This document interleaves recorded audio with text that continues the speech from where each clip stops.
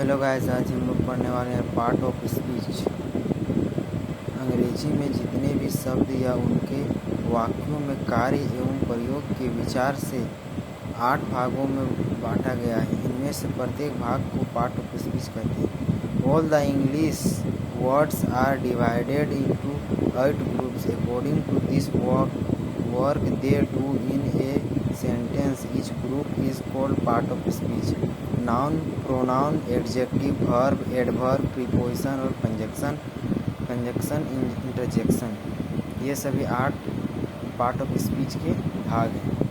अब चलिए हम लोग एक एक करके सभी पार्ट ऑफ स्पीच को देखते हैं। नाउन को हिंदी में संज्ञा बोलते हैं।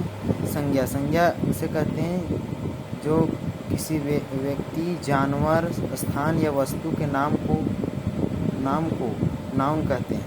A noun is the name of a person, animals, place और things as Ram, Mohan, Sohan, Sita, Gita, Patna, Delhi, cat, dog, pen, table, bench, etc. ये सब हो गए।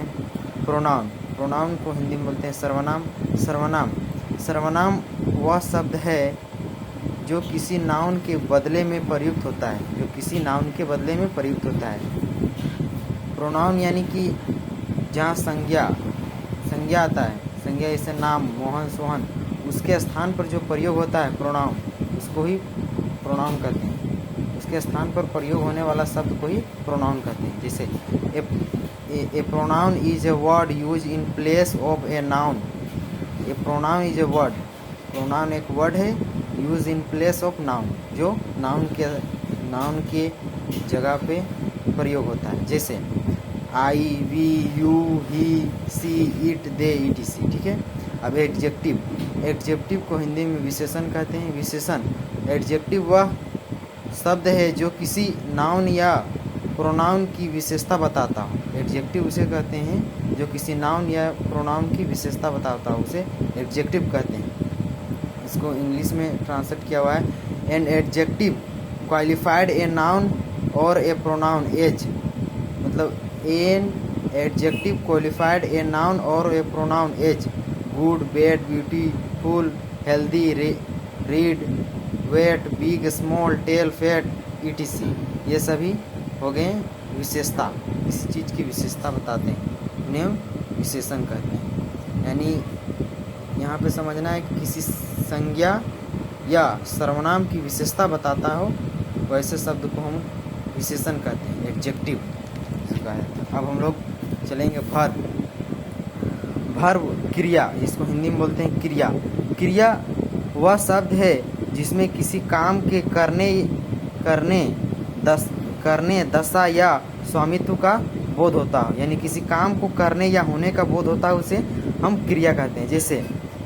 जैसे a verb is a word which show an action, state और पोजीशन एज। जैसे इट खाना, खेलना, play, come, go, I, is, are, have, has, had, shall, will, can, could, should, would, ये सब होंगे, रहेंगे, ये सब आएंगे तो ये सब हो जाएंगे वर्ब में, यानी क्रिया में आ जाएंगे। अब चलते हैं एडजेक्टिव किसे बोलते हैं? क्रिया विशेषण। इसका हिंदी मीनिंग होता है क्रिया विशेषण उसे कहते हैं क्रिया विशेषण। एडवर्ब वह शब्द है जो किसी वर्ब यानी एडजेक्टिव या दूसरे एडवर्ब की विशेषता बताता हो। एडवर्ब किसको बोलते हैं?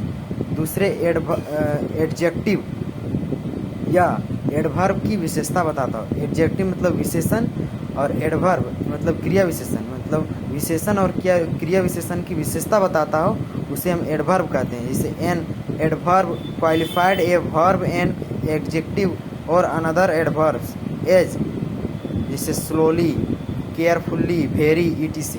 मतलब यहाँ पे समझना है कि किसी भी क्रिया विशेषण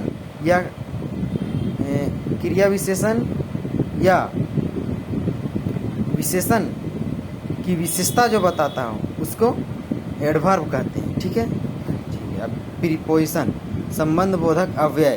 प्रीपोजिशन वह शब्द है जो प्रायः किसी नाउन या प्रोनाउन के पहले आकर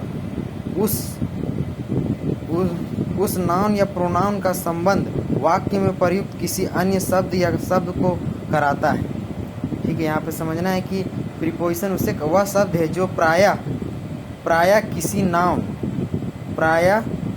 नाउन या प्रोनाउन के पहले, किसी भी नाउन यानी संज्ञा या प्रोनाउन यानी विशेषण के पहले आकर उस नाउन या प्रोनाउन का संबंध वाक्य में प्रयुक्त किसी अन्य शब्द या शब्दों से कराता है। मतलब प्रीपोजिशन समझना है कि उसे कहते हैं जो किसी भी नाउन या प्रोनाउन के पहले आकर उसका संबंध अन्य किसी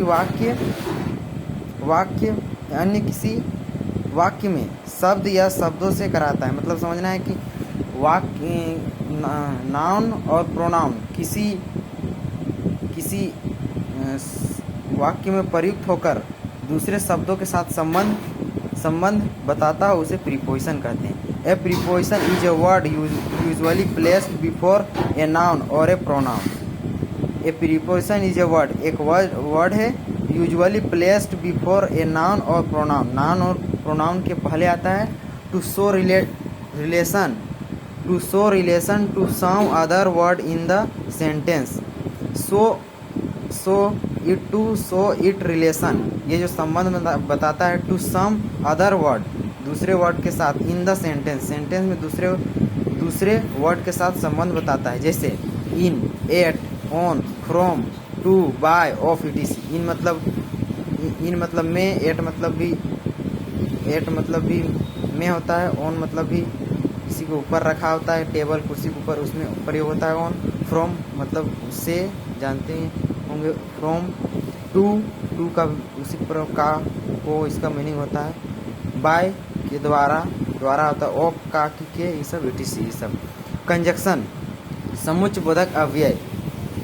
कंजक्शन वह शब्द है जो शब्द या वाक्य को जोड़ता है। कंजक्शन मतलब नाम से ही पता चल रहा है, कंजक्शन जो शब्द या वाक्य को जोड़ता हो, वह शब्द है जो शब्द या वाक्य को जोड़ता हो।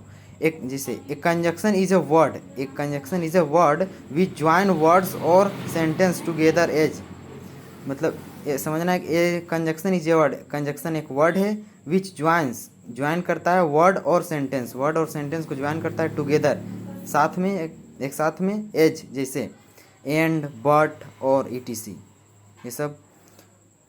एट में आ गए तो इंटरजेक्शन विस्मयादि बोधक, जिसको हिंदी में कहते हैं इंटरजेक्शन वह शब्द है जिसमें आकस्मिक खुशी, दुख, आश्चर्य या घृणा का भाव व्यक्त होता है। इसमें इंटरजेक्शन में समझना है कि आश्चर्य, दुख, घृणा और घृणा, खुशी आदि ये सब का भाव व्यक्त होता है, उसको इंटरजेक्शन कहते हैं। An interjection is a word which express some suddenly feelings और emotion. Interjection is a word, interjection एक ऐसा शब्द है जो एक्सप्रेस सम, कुछ अचानक फीलिंग्स आते हैं, वो सब अचानक फीलिंग्स, जैसे इमोशन, कुछ इमोशन से जुड़े चीज़ होते हैं, जैसे सोरो दुख हो गया, और हैप्पीनेस ये सब हो गया, और ये सब हो जाएंगे इंटरजेक्शन में। जैसे अलास, ओह, हेलो, हुर्रे खुशी में बोलते हैं, हुर्रे आश्चर्य से, वो सब हो जाते हैं खुश। तो आज का वीडियो कैसा लगा, आज का हमारा क्लास कैसा लगा, प्लीज़ लाइक एंड सब्सक्राइब कर दीजिए।